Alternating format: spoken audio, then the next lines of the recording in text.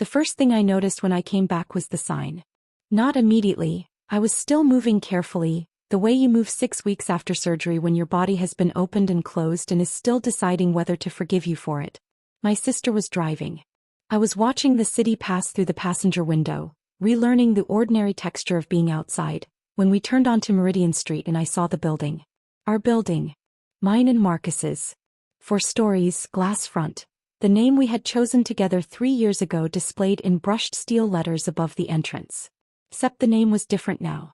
The letters were the same size. The font was the same. But where our company name had read Hartwell and Cross Consulting, it now read simply Cross Consulting. My last name is Hartwell. I said nothing to my sister. I watched the building pass. I waited until we were home and she had helped me inside and made tea I did not drink and left with promises to call in the morning. Then I opened my laptop. And I began to read. Before we continue, please subscribe to the channel and let us know in the comments where you are listening from. My name is Laura Hartwell. I am 33 years old. And what Marcus Cross did while I was in the hospital for 6 weeks recovering from emergency surgery is the kind of thing that only works if the person it is done to has left nothing behind to protect themselves. I had left quite a lot behind. Marcus and I had met at a consulting firm 7 years earlier. We were both analysts, both ambitious, both quietly frustrated by the particular ceiling that exists in large firms for people who have ideas that exceed their current job title. We became friends over bad coffee and shared complaints, which is an underrated foundation for a business partnership because it means you have already established that you are honest with each other when things are not working. We started Hartwell and Cross 3 years ago. Split equally, 50% each, documented by an attorney I had insisted on using even when Marcus said it felt unnecessarily formal for 2 people who trusted each other. I had heard that sentence before. I said yes to the attorney anyway. The company grew steadily. We complemented each other well. Marcus was exceptional with clients, warm and persuasive and the kind of person who made people feel they were the most important person in the room. I was exceptional with the work itself. The strategy, the frameworks, the deliverables that justified the fees. Marcus was so good at negotiating. We had 14 clients and 11 employees when I went into the hospital. The surgery was not planned. An appendix that had been problematic for years made a decision for me on a Tuesday morning in March.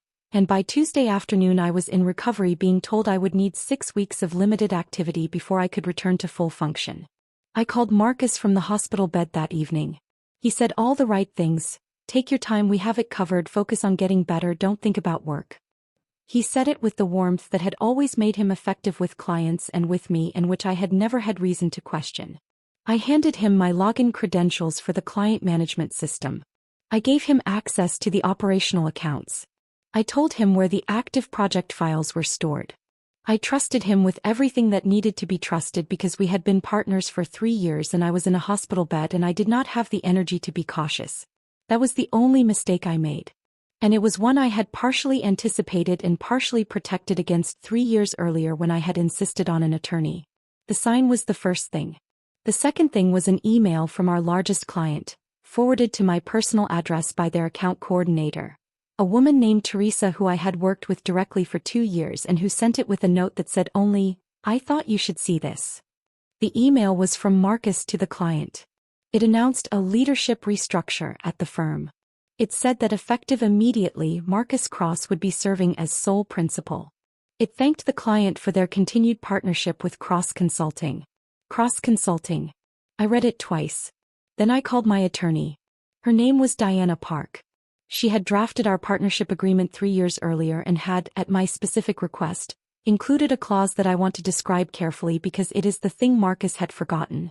The clause stated that any structural change to the company, including name changes, ownership transfers, or modifications to the founding partnership agreement, required the written consent of both founding partners. It further stated that any unilateral action taken in violation of this clause would be considered a breach of the partnership agreement and would trigger a specific remedy. The breaching partner's equity stake would become subject to mandatory buyout at fair market valuation, to be determined by an independent assessor within 30 days. Marcus had changed the company name. He had filed paperwork with the state removing my name from the operating documents. He had contacted clients under the new name. He had done all of this in writing with timestamps, while I was in a hospital bed 6 weeks earlier. He had done all of it in direct violation of a clause he had signed his name to 3 years ago. Diana's voice when I described what had happened was the particular calm of an attorney who has just been handed a very clear case. He breached the agreement, she said. Yes, I said. In writing. With timestamps. Yes. While you were in the hospital. Yes. Pause. Laura, he triggered the buyout clause. I did not call Marcus. I want to be clear about that because people always ask. I did not call him, I did not email him, I did not give him any indication that I knew what he had done or what was coming. Diana filed the breach notice on a Thursday morning. It was delivered to Marcus by courier at 10:15 a.m. I know the exact time because Diana's office confirmed delivery and I was sitting at my kitchen table with a cup of tea when she texted me. Marcus called me 47 minutes later. I answered on the third ring. Laura. His voice had the tight, careful quality of a man who has just understood that something he believed was already finished has turned out to be very much not finished. I think there's been a misunderstanding. There hasn't, I said. I was trying to keep things running while you were.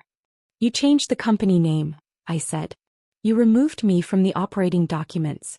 You contacted our clients as sole principal. You did all of this while I was in the hospital recovering from surgery. Kept my voice even. Not cold. Even. Diana has the timestamps, Marcus. She has the state filings. She has the client email Teresa forwarded to me. Silence. The buyout clause is triggered, I said. The assessor will be in touch within the week. Laura, we can talk about this. We can, I said. Through our attorneys. I ended the call. I sat at my kitchen table for a while looking at nothing in particular, thinking about the Tuesday morning 7 years ago when Marcus and I had met over bad coffee and shared complaints, and I had thought, this person is honest with me. He had been for a long time. That made it harder and also simpler. Harder because it was a genuine loss, simpler because the documentation was complete and the path was clear. The independent assessment took 3 weeks. Hartwell Cross, which was still legally the company's name because Marcus's filing had been invalidated by the breach notice, was valued at $1.4 million. Marcus's 50% stake was subject to mandatory buyout at $700,000. He did not have $700,000 in liquid assets, which his attorney disclosed during the negotiation that followed. What he had was his half of the client relationships, his half of the employee agreements, and a very strong incentive to reach a settlement that did not involve a prolonged legal process. We negotiated for 6 weeks. Diana was methodical and patient in the way that good attorneys are when time is on their client's side.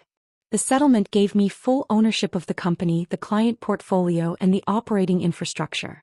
Marcus received a cash payment, significantly less than $700,000, structured across 18 months, and a mutual non-disparagement agreement that protected us both. The company name went back to Hartwell Cross for 30 days while the transition finalized. Then I changed it to Hartwell Consulting. Just my name. Clean and clear and entirely mine. The brushed steel letters went up on a Monday morning. I stood on the sidewalk across the street and looked at them for a while before I went inside. 11 employees. 14 clients. One name above the door. I had been back at work for 3 weeks by then. Moving at full speed again. The way you move when 6 weeks of stillness has reminded you exactly how much you want to be in motion. The bad coffee machine in the break room is still the same one from our first office. I kept it deliberately. Not as a reminder of Marcus. As a reminder of the Tuesday morning when I insisted on an attorney even when someone I trusted said it felt unnecessarily formal. It was the most important decision I made in this company. It just took 3 years and 6 weeks in a hospital to prove it.